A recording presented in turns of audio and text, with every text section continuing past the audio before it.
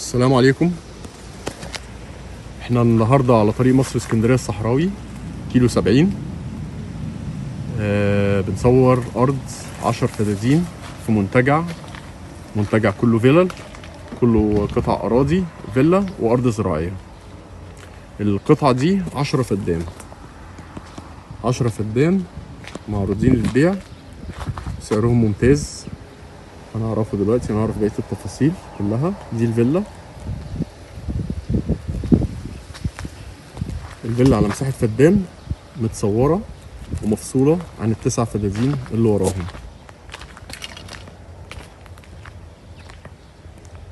وهنا في ده مساحة 180 متر، زي شاليه، في جراج لعربيتين، جراج كبير لعربيتين، وفي 3 أوض نوم بحماماتهم. دولت بقى للسواق، للخدم، يعني ايه، للكلام ده كله، العمالة والحاجات ديت كلها. سكن خاص بيهم مفصول عن الفيلا في الجراج. ودي الفيلا هنخش دلوقتي نصورها.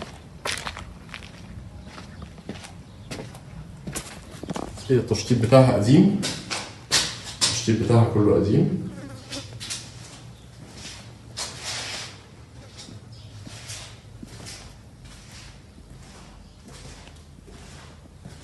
ده الريسبشن.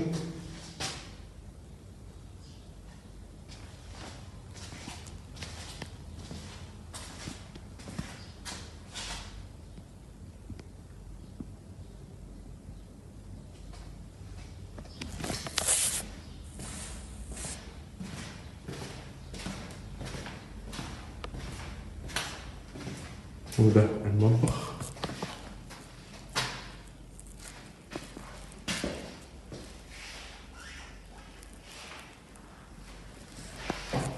وده حمام الضيوف.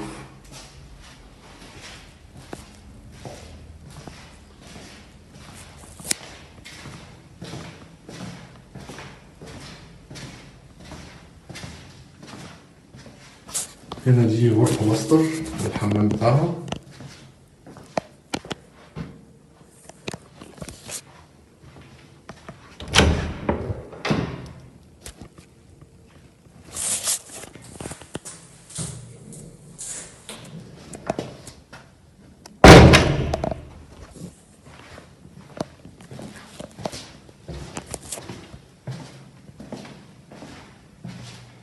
ودي الغرفة التانية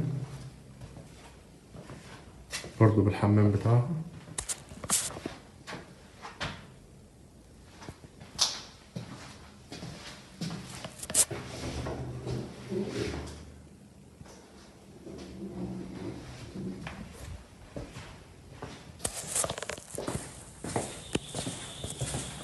ودي الغرفة التالتة برضو بالحمام بتاعها.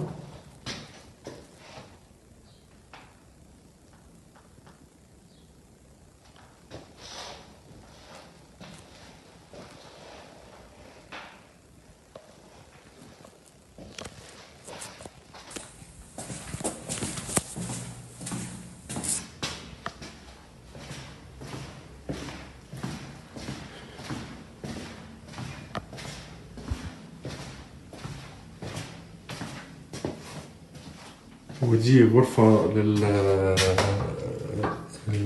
الخادم بتاع البيت، بالسرير بالحمام بتاعها.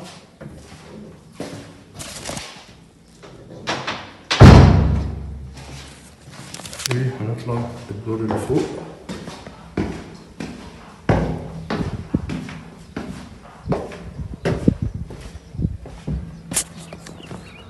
ده تراس مفتوح على الأرض. دي زي ساحة داخلية في البيت، يعني ده اللي في وشنا، ده الريسبشن اللي احنا كنا بنصوره، ده اللي هو كان في مدخل البيت، في وش مدخل البيت. فدي حتة ساحة كده في النص مفتوحة. ده التراس بتاعنا، وده الفدان بعد الشجر ده. ال9 فدادين التانيين بعد الشجر ده، ال9 فدادين التانيين. ال9 فدادين مزروعين محاصيل، بطيخ وطماطم. ممكن نشوف جزء منهم من هنا. طماطم اهي زراعة الطماطم، و3 فدادين زيتون. في 3 فدادين زيتون في الاخر، ايوه اللي هم في الاخر دولت، وبعدهم الجزورين اللي في الوش ده حد الارض.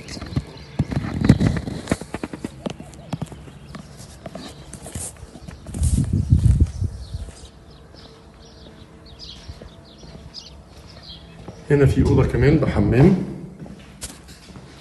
في الروف، اوضه كبيره بالدريسنج روم بتاعها وحمام بتاعها.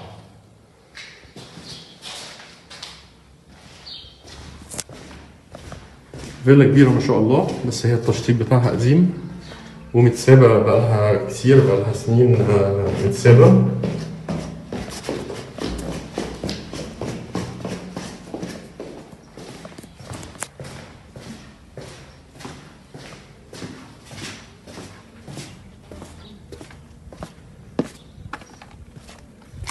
هنا هنشوف ال 180 متر دولت الأوض اللي فيهم والجراج.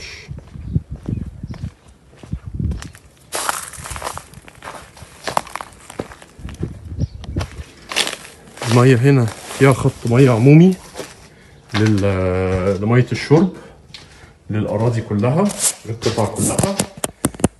خط مية عمومي 400 جزء في المليون. لكن ملوحة البير اللي بيروي الأرض ده حاجة منفصلة لوحدها. البير بتاع الأرض نفسها 2300 جزء في المليون. 2300 جزء في المليون ده هنا الأوضة التانية برضو، دي الأوضة الأولانية ودي الأوضة الثانية، الاتنين بحمامات مشتركة، حمام مشترك ليهم هما الاتنين. وفي أوضة تالتة بالحمام بتاعها بس مش مفتوحة، دي غرفة السابق اللي هي دي أوضة بالحمام بتاعها، مش مفتوحة دلوقتي. ده الجراج، جراج كبير يشيل عربيتين، له مدخل خاص من بره من على الطريق.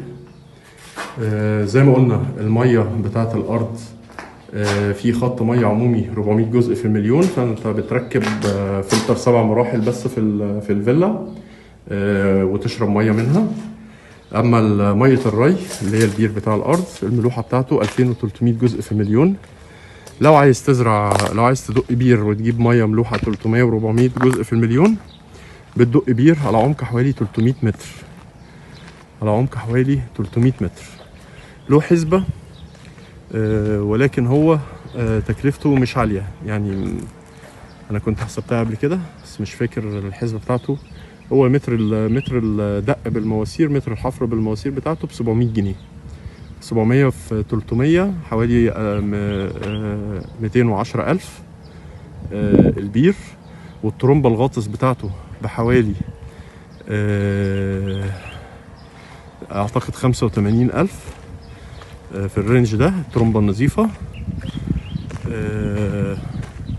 ونتأكد برضو من المعلومة يا محمد، هو الترومبة الغاطس اللي على البير 300 متر بتبقى كام حصان؟ 125 أو 150؟ 125 150. دي بكام؟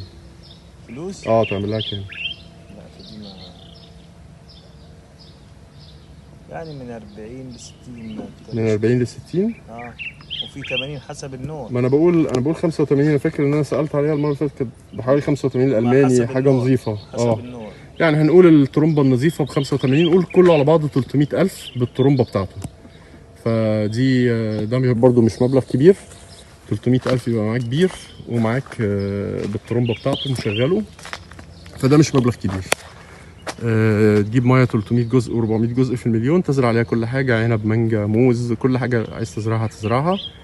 هي الارض متهمله بقالها سنين متسابه، يعني مش شغاله، غير ال9 فدادين اللي ورا اللي هم اللي مزروعين بطيخ وطماطم. هي فيلا جميله جدا ومساحتها حلوه جدا وسعرها كمان ممتاز. مطلوب في الارض كلها بالفيلا 3,500,000. 3,500,000. الكلام ده كله النظافه والكلام ده كله مفيش اسبوعين الدنيا دي تبقى بتبرق، تبقى نظيفه جدا. والشجر حتى بص الموز اهو من ايام ما كان بيتزرع، ده مزروع على الميه اللي هي العمومي ال 400 جزء في المليون. فهي بير لو دقيت بير تزرع عليه كل اللي انت عايزه. 3 مليون و500 الف في ال10 فدادين بالفيلا بالامكانيات اللي فيها، حاجه محترمه جدا. احنا على الكيلو 70، بيننا وبين طريق مصر اسكندريه الصحراوي حوالي 20 كيلو اسفلت، 20 كيلو اسفلت. طيب وبيننا وبين طريق الضبعه 5 كيلو، منهم 3 كيلو اسفلت و2 كيلو مدق زي الحرير، يعتبر اسفلت حرير تمشي عليه العربيه براحتها خالص. طبعا الناس اللي في 6 اكتوبر والقاهره احسن لهم طريق الضبعه، بيبقى 5 كيلو بينزل على الارض من طريق الضبعه على طول، فده حاجه مميزه جدا. اما طريق مصر اسكندريه الصحراوي 20 كيلو بس. في المستقبل عشان القطر الكهربائي اللي طالع الطريق ده هيبقى قصير قوي، مش هيبقى 20 كيلو ولا حاجه، هيبقى في حدود ما يزيدش عن 5 كيلو من طريق مصر اسكندريه الصحراوي. فالدنيا جميله ومستقبلها حلو قوي هنا في الارض، والسعر ممتاز. دول 10 فدادين ملك نهائي خالص الثمن من الدوله، ما عليهمش جنيه، ومسجلين شهر عقاري. الارض مسجله شهر عقاري، يعني مفيش ملكيه بعد كده. الفيلا كل اللي عايزاه هي عايزه تشطب من جوه، عايزه تتعاد عليها تاني من جوه، والجنينه والكلام ده كلام يعني ما بسيط خالص، وتكاليفه ولا حاجه، تكاليفه صغيره جدا. فهي فرصه ممتازه استثماريه، و على المدى الطويل حاجه مربحه للي بيشتري. يا رب يكون الفيديو عجبكم، ودايما دعمونا باللايك وبالشير وبالاشتراك في القناه، ويا رب دايما نكون عند حسن ظنكم، والسلام عليكم.